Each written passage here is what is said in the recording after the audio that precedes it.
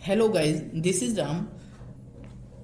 और ये हमारा आरसीसी का चैप्टर फर्स्ट का सेकंड लेक्चर है, क्योंकि एक लेक्चर हम पिछले दिन ले चुके हैं। ठीक है, तो उसमें क्या पढ़े थे उसको हम एक 2 मिनट के टाइम में, 2 मिनट लगभग 2-3 मिनट में क्विक रिवीजन कर लेते हैं कि कल क्या क्या पढ़े थे और आज क्या स्टार्ट करने वाले हैं। ठीक है, तो स्टार्ट करते हैं। जो पिछले दिन पढ़े थे उसमें पढ़े थे क्या, पीसीसी के बारे में पढ़े थे, प्लेन सीमेंट कंक्रीट। क्या होता है? It is the composition of cement sand aggregate. Sand को ही फाइन एग्रीगेट कहते हैं, और जब सीमेंट सैंड एग्रीगेट लिखा रहे तो इसका मतलब ये है कि सीमेंट है, सैंड है, सैंड मीन्स फाइन एग्रीगेट है। अगर केवल एग्रीगेट लिखा है तो इसका मतलब होता है कोर्स एग्रीगेट। ठीक है, आरसीसी के बारे में देख लेते हैं। आरसीसी में क्या पढ़े थे? It is the composition of cement concrete और स्टील और सीमेंट कंक्रीट का मिक्सचर होता है। सीमेंट कंक्रीट मीन्स क्या? Cement concrete means cement sand और एग्रीगेट, यानी सीमेंट फाइन एग्रीगेट और कोर्स एग्रीगेट। ठीक है, सैंड को ही फाइन एग्रीगेट कहते हैं। अगर सिर्फ एग्रीगेट लिखा है तो इसका मतलब कोर्स एग्रीगेट की बात कर रहे हैं। ठीक है, अगला पॉइंट देख लेते हैं। अगला हम क्या पढ़े थे? अगला पॉइंट था ये कैरेक्टरिस्टिक्स स्ट्रेंथ ऑफ कंक्रीट, अभिलक्षणिक सामर्थ्य, कंक्रीट की अभिलक्षणिक सामर्थ्य, जिससे कंक्रीट के अभिलक्षणिक सामर्थ्य को हम HCK से डिनोट करते हैं। कंक्रीट की अभिलक्षणिक सामर्थ्य या कैरेक्टरिस्टिक स्ट्रेंथ वो स्ट्रेंथ होती है जिसमें अगर कोई सैंपल तैयार किए हैं तो जितने भी सैंपल हैं उसमें से 95% सैंपल जिस स्टैंडर्ड स्ट्रेंथ का हम तैयार किए हैं उसमें से कम उन सैंपलों में से कम 95% सैंपल ऐसे होने चाहिए कि जिस स्ट्रेंथ का हम कंक्रीट तैयार किए हैं उस स्ट्रेंथ को अचीव करना चाहिए। ठीक है, जैसे कि मान लेते हैं M20 ग्रेड का हम कंक्रीट बनाए हैं, मान लो 100 कंक्रीट बनाए हैं, तो उन 100 कंक्रीट में से कम 95 कंक्रीट तो ऐसे होने चाहिए जो कि M20 में जितना स्ट्रेंथ आता होता है कंप्रेसिव स्ट्रेंथ, यानी 20 न्यूटन पर mm स्क्वायर उसका कंप्रेसिव स्ट्रेंथ होता है, तो उतना अचीव करना चाहिए। कम से कम कितना? 95% सैंपल। अगर 5% सैंपल तक फेल हो जाते हैं तो नो इशू। अगर 5% से ज़्यादा सैंपल फेल हो रहे हैं तो इसका मतलब कि हमारे प्रपोर्शनल में कुछ गड़बड़ी हुई है, या हमारे जो मटेरियल मिक्स किए हैं तो उस मटेरियल में कुछ कमी थी। ठीक है, अब अगला पढ़ते हैं grade of concrete. Grade of concrete IS 456 के अकॉर्डिंग हमारी निम्न ग्रेड होती हैं। पहला देखेंगे जनरल ग्रेड, सामान्य ग्रेड या सामान्य श्रेणी। उसमें होता है M10 से लेके M20 तक जितने भी ग्रेड आते हैं, मीन्स 15 आता है, M10 M20। ठीक है, तो जितने भी ग्रेड आते हैं वो सब सामान्य ग्रेड में आ जाते हैं। M10 से लेके M20 तक, 25 से लेके 25 से लेके 60 तक, M60 तक जो होता है वो स्टैंडर्ड ग्रेड होता है, मानक श्रेणी। अगला है, नेक्स्ट है हाई स्ट्रेंथ ग्रेड। ये होता है M65 से लेके M100 तक। उसके आगे अगर देखें, अब देखें, मान लेते हैं M15 का है ग्रेड हमारा, तो M क्या होता है? स्टैंड्स। M का मतलब क्या होता है? इसका मतलब होता है मिक्स। 15 का मतलब क्या है? 15 ये दर्शा रहा है कि इसकी कैरेक्टरिस्टिक कंप्रेसिव स्ट्रेंथ कितनी है, यानी इसकी FCK की वैल्यू को डिफाइन करता है। यानी M15 का मतलब हो गया, M का मतलब हो गया मिक्स, 15 का मतलब हो गया कैरेक्टरिस्टिक कंप्रेसिव स्ट्रेंथ, यानी FCK है जो 15 न्यूटन पर mm स्क्वायर है। अगला पॉइंट देख लेते हैं। नेक्स्ट टॉपिक क्या पढ़े थे? Concept of RCC. ठीक है, तो इसमें क्या होता है? जब सीमेंट कंक्रीट यानी cement sand aggregate, cement concrete जैसे जब हम बोलते हैं तो इसका मतलब तुमको पता होना चाहिए, सीमेंट सैंड एंड एग्रीगेट की बात कर रहे हैं, को रीइंफोर्स्ड किया जाता है। रीइंफोर्स्ड या मीन्स इसमें सरिया की मात्रा डाली जाती है, यानी नंबर्स ऑफ स्टील रॉड डाले जाते हैं। इसका मतलब क्यों स्टील रॉड डाले जाते हैं? टेंसाइल स्ट्रेंथ को बढ़ाने के लिए। तो फिर से देखें, कॉन्सेप्ट ऑफ आरसीसी, जब सीमेंट कंक्रीट में रीइंफोर्स्ड किया जाता है तो इसका मतलब क्या होता है? ये इसे क्या कहते हैं? आरसीसी कहते हैं। किसी कंक्रीट स्ट्रक्चर में रीइंफोर्स्ड स्टील की मात्रा कितनी हो सकती है? इसमें लगभग 0.7% से लेके 4% तक रखी जाती है। टोटल एरिया का। पीसीसी प्लेन सीमेंट कंक्रीट में कंप्रेसिव स्ट्रेंथ बहुत अच्छी होती है, यानी कंप्रेसिव स्ट्रेंथ अच्छी होती है, परंतु टेंसाइल स्ट्रेंथ यानी तनन सामर्थ्य बहुत कम होती है। संपीड़न सामर्थ्य तो बहुत अच्छी होती है कंक्रीट की, लेकिन इसकी टेंसाइल स्ट्रेंथ बहुत ज़्यादा कम होती है।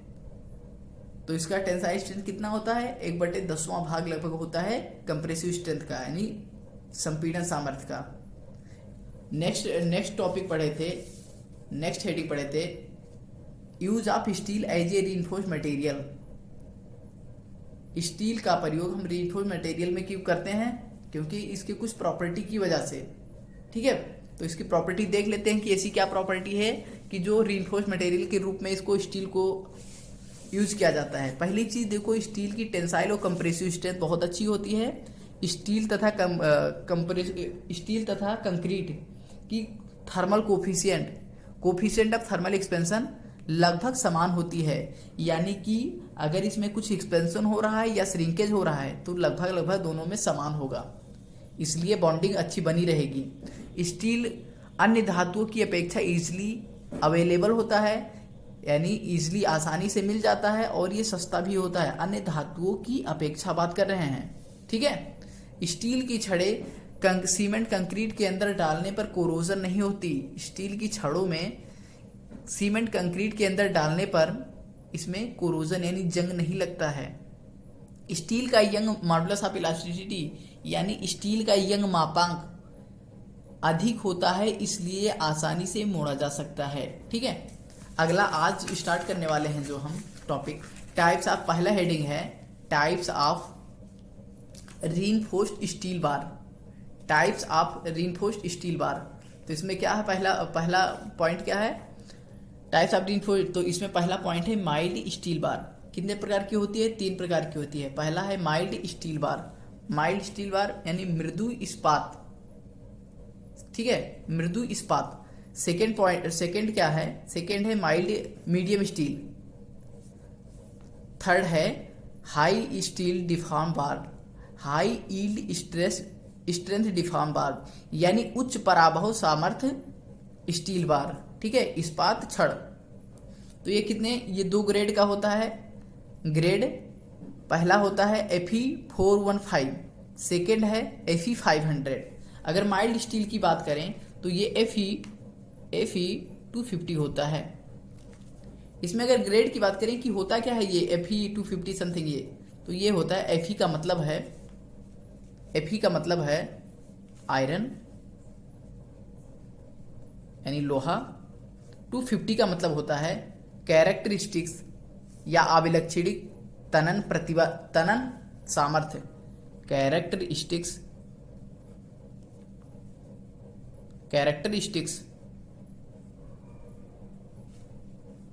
Tensile strength.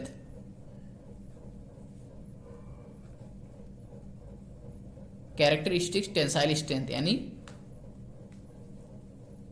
ये होता है Fy। Characteristic compressive strength, concrete के बारे में क्या बताए थे? उसको FCK से डिनोट करते हैं, इसे Fy से। ये भी न्यूटन पर mm² में होता है। ठीक है, अब अगला हेडिंग आ जाता है साइज ऑफ रीइंफोर्स्ड स्टील, यानी परबलन इस्पात का आकार। तो पहला हेडिंग डालेंगे इसमें सर्कुलर रॉड यानी गोल छड़े। अगर हम बात करें गोल छड़े की सर्कुलर की स्टील बार जो होता है वो राउंडेड क्यों होता है, यानी सर्कुलर क्यों होता है? उसका आकार सर्कुलर क्यों होता है? सर्कुलर की यानी डायमीटर में समथिंग क्यों होता है हमेशा? क्योंकि अगर बात करें हम स्टील की पत्ती यानी जो प्लेट नुमा होता है उससे अगर हम प्लेन रखें, यानी जैसे इसके बजाय सर्कुलर के बजाय अगर हम ऐसे इस टाइप को रखें स्टील बार, तो इसकी सामर्थ्य इससे कम होगी। ये यूज करते हैं, ऐसा बार नहीं यूज करते हैं, क्योंकि इसकी बॉन्डिंग अच्छी नहीं होती है as compare to circular bonding, as compare to circular rod, ठीक है।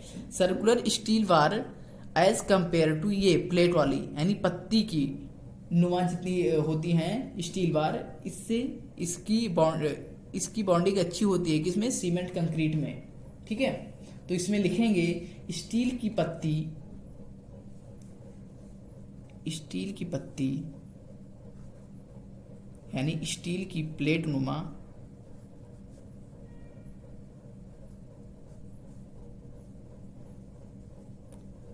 गोल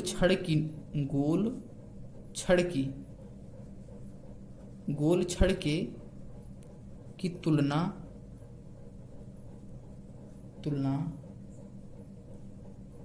अभिलाग यानी बॉन्ड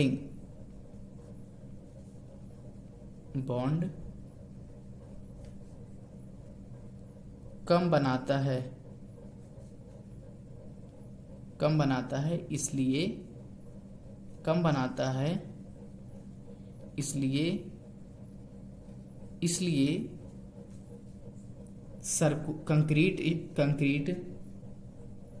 इसलिए सीमेंट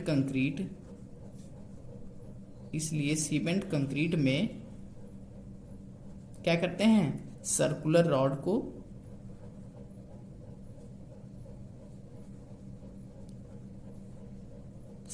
रॉड का प्रयोग करते हैं या यूज करते हैं।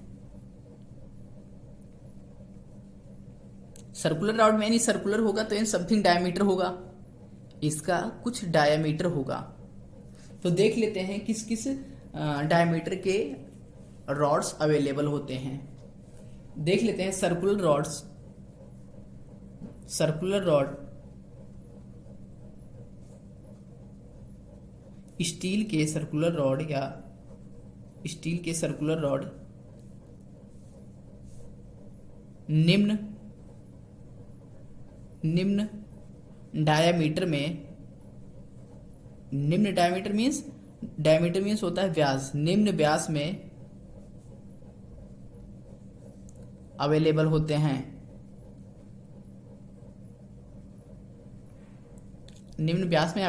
हैं। देखेंगे कितने कौन कौन से व्यास में, 6 mm diameter, 8 mm, 10 mm, 12 mm, 14, 16 mm, 18 mm, 20 mm। इसे याद करना नहीं है, ठीक है, बस ऐसे ही देख लो। 20 mm, 22 mm, 25 mm, 28 mm, 30 mm, 32 mm, 36 mm, 40 mm, 45 mm, ठीक है। इन सब डायमीटर में क्या स्टील की रॉड अवेलेबल होती है, यानी जो सरिये की बात करते हैं हम, वो इन डायमीटर में अवेलेबल होता है, ठीक है। अगर हम बात करें 6 और 8 mm का, ये हम बिल्डिंग के किसी जैसे बीम, कॉलम या किसी इन सब में नहीं यूज करते हैं। 6 और 8 mm डायमीटर वाले बार का प्रयोग सिर्फ और सिर्फ इसको हम रिंग बनाने में या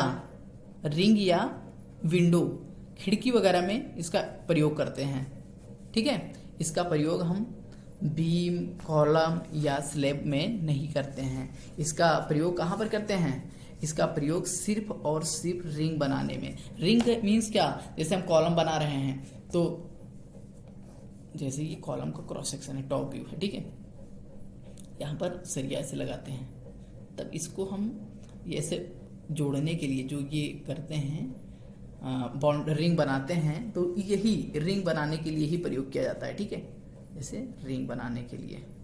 और ये हमारा मेन बार होगा, ये मेन बार होगा, और ये हमारा रिंग बार होगा, ठीक है। आगे इसे पढ़ेंगे, ठीक है। तो इसी में मान लो 6 mm वाले या 8 mm डायमीटर वाले बार को प्रयोग करते हैं, ठीक है। अगला देखेंगे डिफॉर्म बार। यानी विरूप, डिफॉर्मर। सेकंड हेडिंग डालो डिफॉर्मर, डिफॉर्मर। हिंदी में इसको लिखना हो तो लिख लो विरूपित क्षण, विरूपित, विरूपित क्षण, ठीक है। यानी ये स्मूथ नहीं रहेगा, इसमें कुछ डिफॉर्म रहेगा। यानी जैसे कि हमारा रॉड है, ये हमारा रॉड है, तो इसमें समथिंग कुछ ऐसे डिफॉर्म रहेगा, ये ऐसे मान लो समथिंग ऐसे डिफॉर्म है, ठीक है, विरूपित है।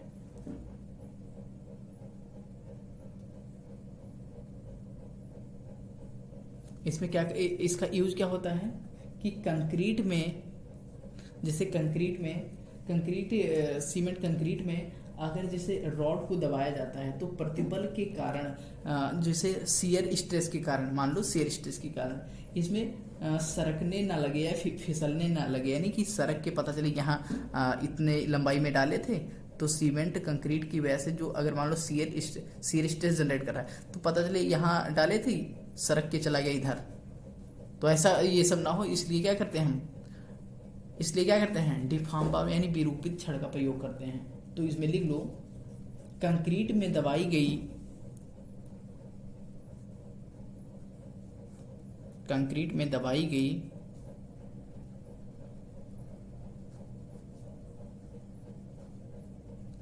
कंक्रीट में दबाई गई रॉड को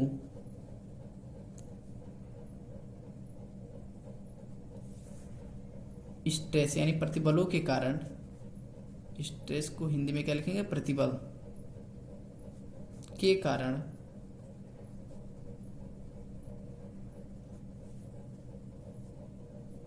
सरकने या फिसलने, सरकने या फिसलने से रोकने के लिए, रोकने के लिए क्या करते हैं हम, जो स्मूथ बार था उसको क्या करते हैं, रफ बना देते हैं, रफ या खुरदुरा, खुरदुरा बनाया जाता है, ठीक है।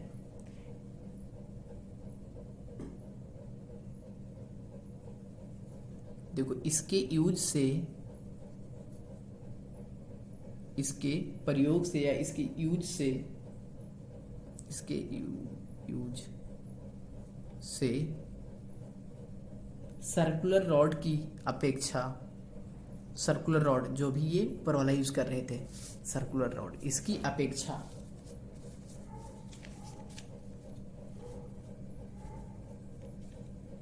सर्कुलर रॉड की अपेक्षा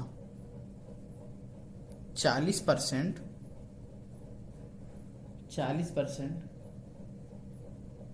कम लगेगा। क्या कम लगेगा, मटेरियल,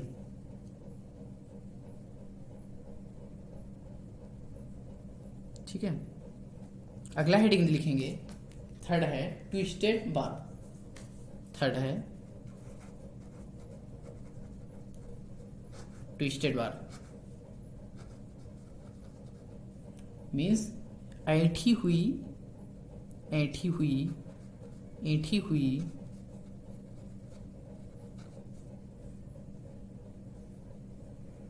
छड़,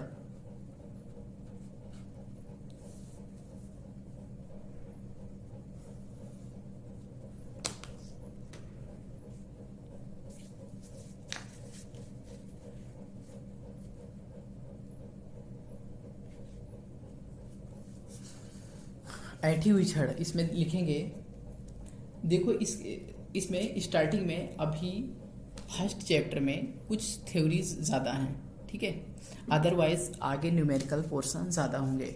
यानी जो हमारा आरसीसी में एग्ज़ाम में आने वाले पोर्शन है उसमें 30 या 30-70 का रेशियो होगा, यानी 30% थ्योरी आएगा, 70% न्यूमेरिकल पोर्शन, या 60-40 रहेगा, यानी 40% थ्योरी 60% न्यूमेरिकल आएगा। ठीक है, तो अभी स्टार्टिंग में लिखने वाली चीज़ें काफ़ी हैं, ज़्यादा हैं। ठीक है,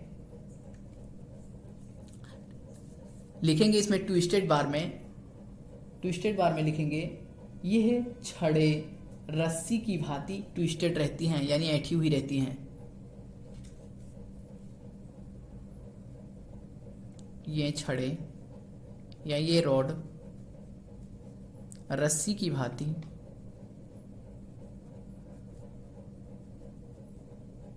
ये छड़े रस्सी की भांति ट्विस्टेड रहती हैं।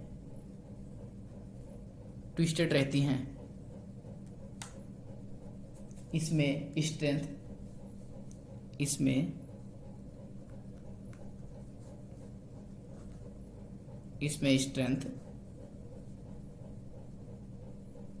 50% बढ़ जाता है।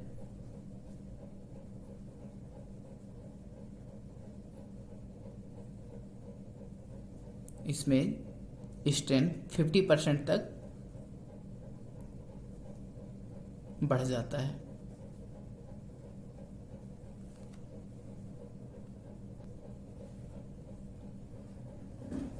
इसमें ये छड़े रस्सी की भांति ट्विस्टेड होती हैं, इसमें स्ट्रेंथ 50% तक बढ़ जाता है।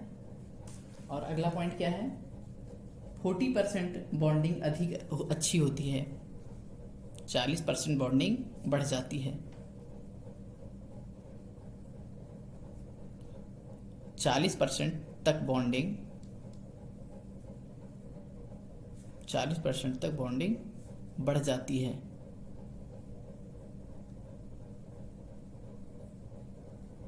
अगला पॉइंट है,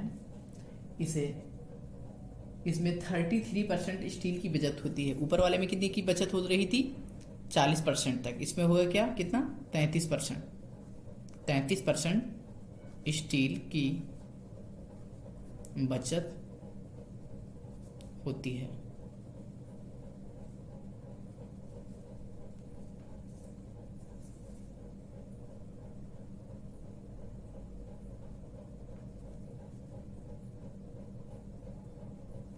ट्विस्टेड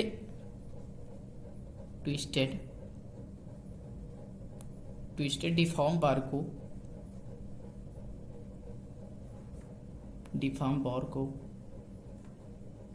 को HYSD बार भी कहते हैं।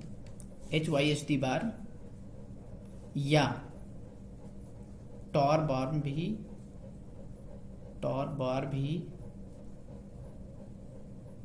भी कहते हैं। ठीक है, आगे देखेंगे स्ट्रेस स्ट्रेन कर्व। स्टील के लिए स्ट्रेस स्ट्रेन कर्व देखते हैं। तीनों ग्रेड जो Fe250, Fe415 और Fe500, तीनों स्टील के लिए हम स्ट्रेस स्ट्रेन कर्व ड्रॉ कर रहे हैं। ठीक है, तो देखते हैं स्ट्रेस स्ट्रेन कर्व। सॉम में हम ऑलरेडी पढ़ चुके हैं। ठीक है, क्योंकि पिछले सेमेस्टर में सॉम का सब्जेक्ट था, जिसमें हम stress strain curve for mild steel पढ़ चुके हैं, यानी 250 के लिए हम ऑलरेडी पढ़ चुके हैं। ठीक है, तो इधर क्या होता है, स्ट्रेन, ये क्या होता है, यहाँ पर स्ट्रेस। ठीक है, ये स्ट्रेस है, इधर ये स्ट्रेन है। अगर देखें माइल्ड स्टील की बात करें, यानी Fe250 की बात कर रहे हैं, तो माइल्ड स्टील की बात करें तो हमारा ये हुक्स के लॉ को फॉलो करता है, यानी स्ट्रेस प्रोपोर्शनल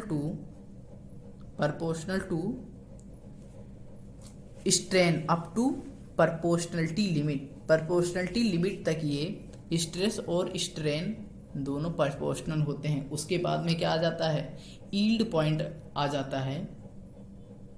यील्ड पॉइंट फिर स्ट्रेस कांस्टेंट हो जाता है और स्ट्रेन इंक्रीज होता रहता है। उसके बाद में स्ट्रेन हार्डनिंग रीजन आ जाता है, ये स्ट्रेन हार्डनिंग रीजन है। फिर ये अल्टीमेट पॉइंट आ जाता है, फिर फेलियर या रप्चर पॉइंट आ जाता है। इससे क्या, ये क्या है, ये हमारा अल्टीमेट पॉइंट है, यानी चरम अल्टीमेट स्ट्रेस पॉइंट, यानी चरम प्रतिबल बिंदु, ठीक है। सेकेंड पॉइंट ये हमारा क्या हो गया, अगर इसकी बात करें तो कौन सा ये स्टील है, Fe250। Fe250 के लिए बना लिया। अब हम देखेंगे HYSD वार्ड यानी 415 के लिए देखते हैं, तो वो भी सेम, उसका बस स्ट्रेस इंक्रीज हो जाता है, यानी इसका स्ट्रेस आया है हमारा कितना 250, यानी समथिंग इतना। इसका अल्टीमेट या चरम स्ट्रेस ये है, तो कितना है 250 न्यूटन पर mm स्क्वायर 415 के लिए। तो उसका होगा, नेक्स्ट होगा 415 के लिए इसका होगा लगभग ऐसे समथिंग, ठीक है। यानी कि 415 के लिए ये है। अगर इसकी बात करें कौन सा स्टील है, तो ये Fe415 ग्रेड का स्टील है, यानी कि इसका स्ट्रेस जो आएगा ये आएगा 415 न्यूटन पर mm स्क्वायर, ठीक है।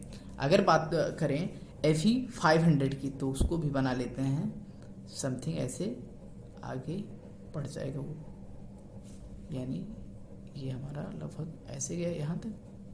अब ये Fe500, इसको और इंक्रीज कर लो क्योंकि हमको कर्व ड्रॉ करना है कंप्लीट, तो ऐसे समथिंग यहाँ तक ये मान लेते हैं। यहाँ पर हमारा 500 न्यूटन पर mm स्क्वायर आ गया स्ट्रेस, यानी ये कौन सा स्टील है का कर्व, स्टील ग्रेड का कर्व है ये Fe500 का, ठीक है।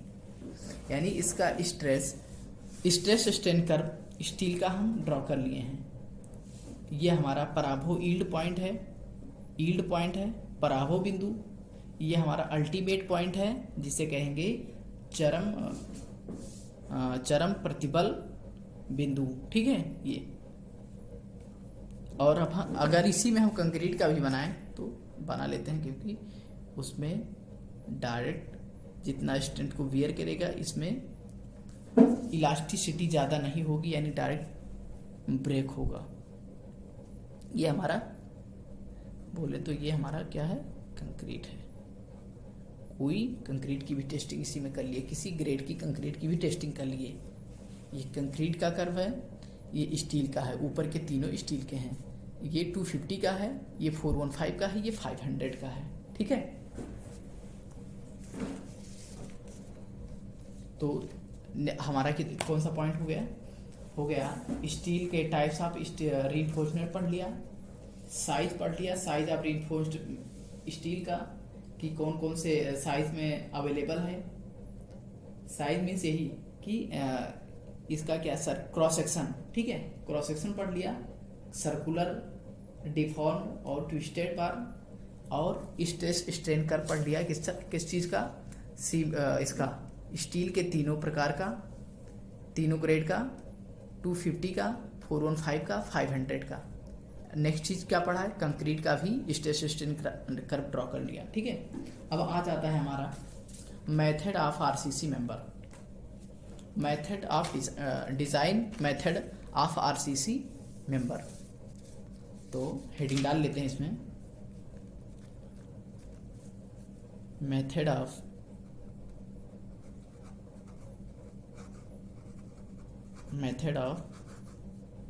डिजाइन या design method of RCC member. RCC member लिखना हो तो इसे लिख सकते हैं हिंदी में, परबलित कंक्रीट अवयवों के परबलित कंक्रीट अवयवों के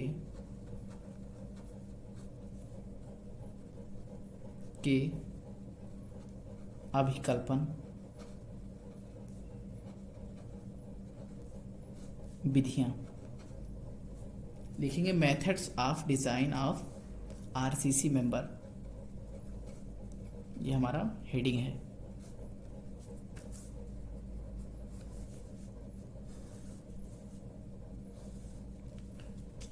मीन्स आरसीसी मेंबर को डिजाइन के लिए किन किन मेथड्स का प्रयोग करते हैं, तो हम लिखेंगे, इसमें लिखेंगे निम्न, लिखेंगे आरसीसी मेंबर को डिजाइन करने के लिए या अभिकल्पन करने के लिए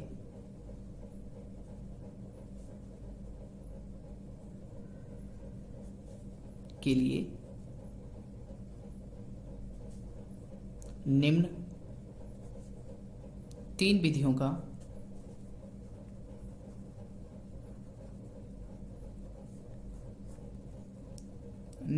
विधियों का प्रयोग करते हैं।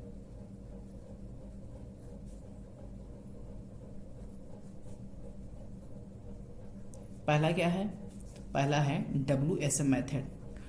WSM, इसे देखो इंग्लिश में ही याद रखना, हिंदी में थोड़ा टफ हो जाएगा, ठीक है। तो WSM क्या है? Working stress method. लिखेंगे वर्किंग स्ट्रेस मेथड। हिंदी में बोल सकते इसे कार्यकारी प्रतिबल विधि। कार्यकारी प्रतिबल विधि। सेकेंड है LSM या ULM, ultimate load method.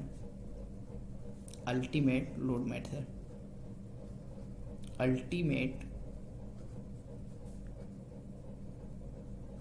Load method, इसका मतलब हिंदी भी लिख सकते हो इसे चरम भार विधि।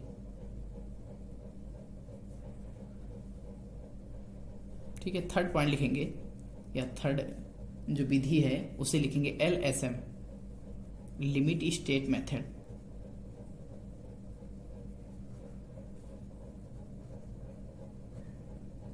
लिमिट स्टेट मेथड यानी सीमांत अवस्था विधि।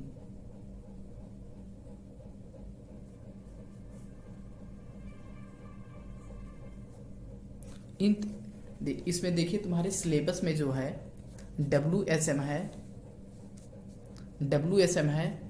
LSM है, हमारा ULM नहीं है, ठीक है।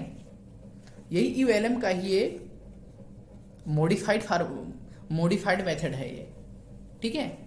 ULM का यानी अल्टीमेट लोड मेथड का ही एक अगर बोले तो एक मॉडिफाइड वर्जन है ये LSM, ठीक है। तो हमको क्या पढ़ना है? वर्किंग स्ट्रेस मेथड पढ़ना है और लिमिट स्टेट मेथड पढ़ना है। ये अल्टीमेट लोड मेथड नहीं पढ़ना है क्योंकि हमारे सिलेबस में नहीं है, ठीक है। इसको हम नेक्स्ट चैप्टर में इसका डिफिनीशन और एजप्शन, उसके बाद में इस पर ही हमको डिजाइनिंग करनी है, ठीक है। WSM में क्या है? सिंगली रीइंफोर्स्ड बीम है, कॉलम है, सिंगली रीइंफोर्स्ड बीम है, शायद डबली रीइंफोर्स्ड बीम भी है जो तुम्हारे सिलेबस में है। तो जो भी है उसको डिज़ाइन करने के लिए तो WSM से LSM से दोनों मेथड से हम डिज़ाइन करेंगे, ठीक है। अभी नेक्स्ट टॉपिक पढ़ेंगे हम loading on structure as per IS 875, ठीक है, 1987, उसे पढ़ेंगे क्योंकि इसको हम डिफाइन करेंगे नेक्स्ट चैप्टर में।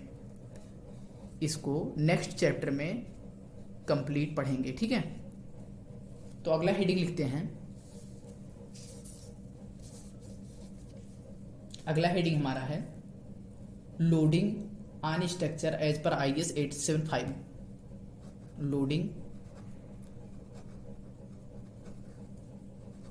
लोडिंग ऑन स्ट्रक्चर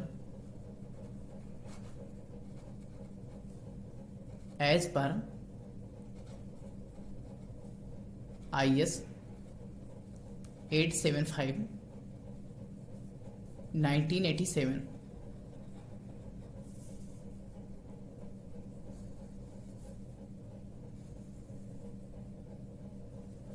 ठीक है, तो हम इसमें पढ़ेंगे 875 में जो हमारा बिल्डिंग पर लोड्स आता है वो कौन कौन से लोड्स होते हैं उसके बारे में हम पढ़ने वाले हैं इसमें। ठीक है, यानी किसी बिल्डिंग पर कौन कौन से लोड आते हैं according to IS 8757। According to 8757 इसके अंडर में हम क्या क्या पढ़ने वाले हैं, तो उसमें पढ़ेंगे, देख लो क्या पढ़ने वाले हैं। ग्रेविटी लोड आता है, पहली चीज ग्रेविटी लोड, और दूसरा है ट्रांसवर्स लोड। ट्रांसवर्स लोड, ठीक है। ग्रेविटी लोड में कौन कौन से लोड को इंक्लूड करता है, ये है डेड लोड,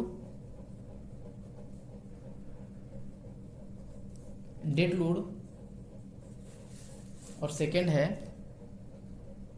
लाइव लोड।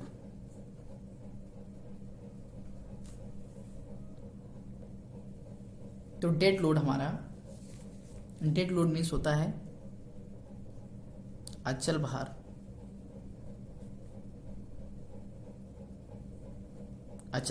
ठीक है। लाइव लोड होता है चल भार, मीन्स परिवर्तित। डेड लोड होता है वो चेंज नहीं होता है, कंटिन्यूसली सेम लोड बना रहता है, ठीक है। लाइव लोड होता है ये परिवर्तनीय होता है, सदैव चेंज होता रहता है, ठीक है। डेड लोड होता है जो सदैव एक समान बना रहता है, ठीक है। अगला है इसमें देखें तो विंड लोड होता है। विंड लोड होता है, अच्छा विंड लोड, वायु भार,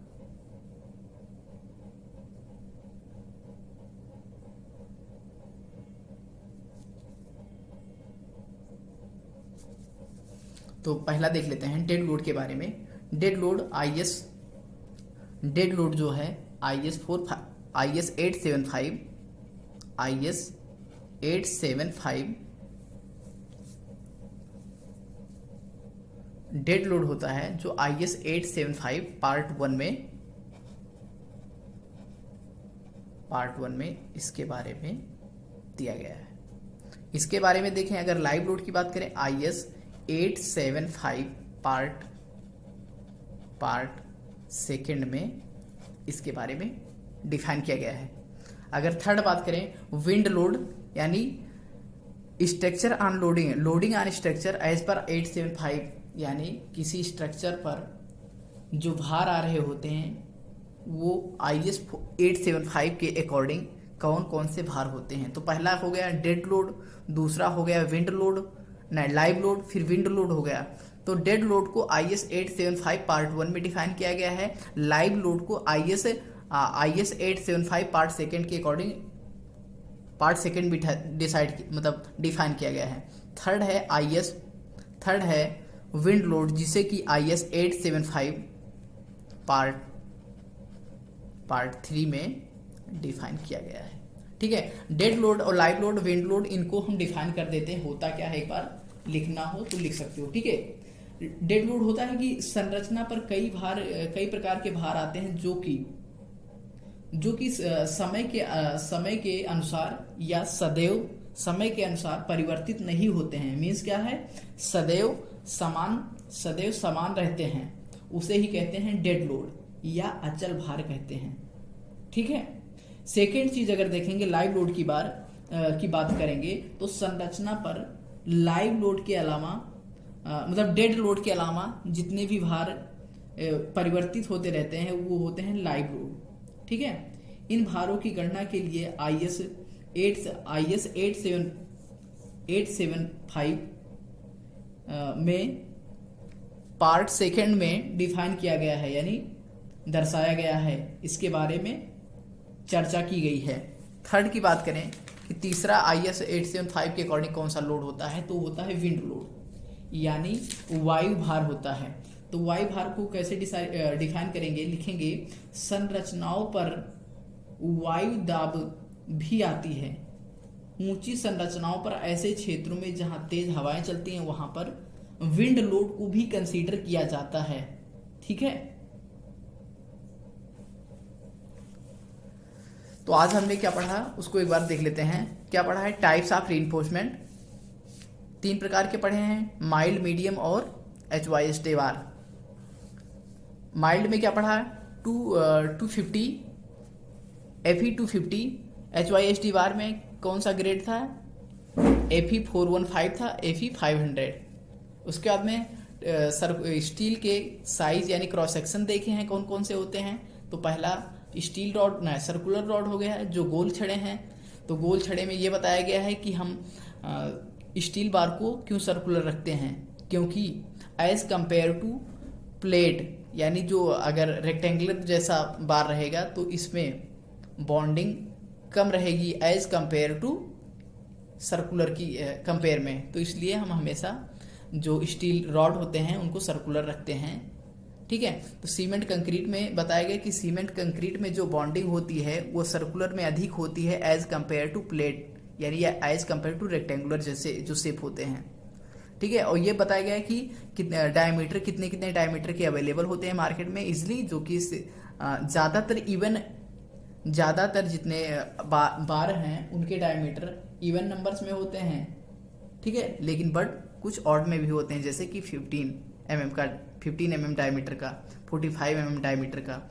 आगे देखेंगे डिफॉर्म बार क्या होता है, विरूपी छड़े कंक्रीट में दबाई गई कंक्रीट को स्ट्रेस की वजह से अगर सरकने या फिसलने से रोकने के लिए डिफॉर्म बार रहती हैं। ठीक है, अगला ट्विस्टेड बार को बताया, ऐठी हुई रॉड होती हैं जो कि रस्सी की तरह ऐठी हुई रहती है। इसमें क्या होता है 50% स्ट्रेंथ बढ़ जाता है एज ये नॉर्मल बार के कंपेयर में, जो कि सर्कुलर बार है, बिना डिफॉर्म्ड है या बिना ट्विस्टेड है। तो ट्विस्टेड में as compare to circular rod उससे 50% स्ट्रेंथ बढ़ जाता है, 40% तक का बॉन्डिंग भी बढ़ जाता है, 33% स्टील की बचत होती है। इसलिए हम जो यूज करते हैं ट्विस्टेड बार यूज करते हैं। ठीक है, इसे HYSD बार कहते हैं या टॉर बार भी कहते हैं। आगे देखेंगे stress strain curve for steel and concrete.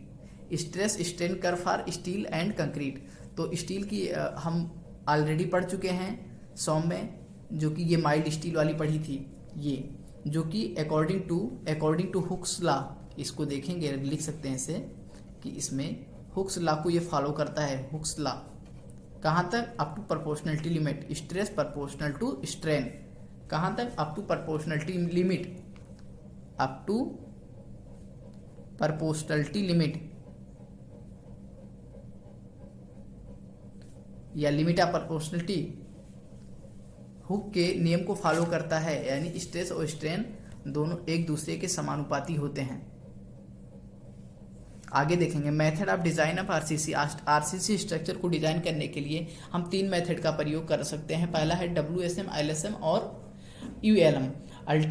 WSM होता है वर्किंग स्ट्रेस मेथड या कार्यकारी प्रतिबल विधि। अल्टीमेट लोड मेथड हो जाएगा ULM, जिससे कहेंगे चरम भार विधि। उसके अंदर थर्ड है लिमिट स्टेट मेथड यानी सीमांत अवस्था विधि। ठीक है, ये तीनों को हम नेक्स्ट चैप्टर में इसकी डिफिनेशंस और एजम्पशंस वगैरह सब कुछ पढ़ेंगे। ठीक है, उसके बारे में डीप जानकारी चैप्टर 2 में लेंगे। ठीक है, अब देखेंगे अगला हमारा कौन सा टॉपिक बच रहा था, जो कि चैप्टर 1 में कंप्लीट होने में सिर्फ एक टॉपिक बच रहा था, जो था loading on structure as per IS 875 1987 के आधार पर लोड स्ट्रक्चर पर लग रहे लोड कितने प्रकार के होते हैं, तो उनको बताने के लिए हम बताए 3 लोड। ग्रेविटी लोड में होता है डेड लोड, लाइव लोड, और ट्रांसवर्स लोड में हो जाता है विंड लोड। ठीक है, तो डेड लोड होता है जो अचल भार होता है। अचल भार में अभी बताया कि जो कि परिवर्तित नहीं होता है, यानी कंटिन्यूसली सेम लोड बना रहता है। दूसरा बताया लाइव लोड, जो कि चल भार होता है, ये सदैव चेंज होता रहता है, यानी कि जैसे कोई आदमी चल रहा है तो वो होता है लाइव लोड। डेड लोड होता है जैसे मान लो छत का भार, बिल्डिंग का लोड। ठीक है, ये सब डेड लोड है। और ठीक है, इसको IS 875 के पार्ट 2 में डिफाइन किया गया है लाइव लोड को। और विंड लोड को IS 875 पार्ट 3 में डिफाइन किया गया है। ठीक है, ठीक है। तो फिर आज का क्लास यहीं पर खत्म करते हैं। ठीक है, next class next day upload कर दी जाएगी। ठीक है, जब तक के लिए bye bye and thank you.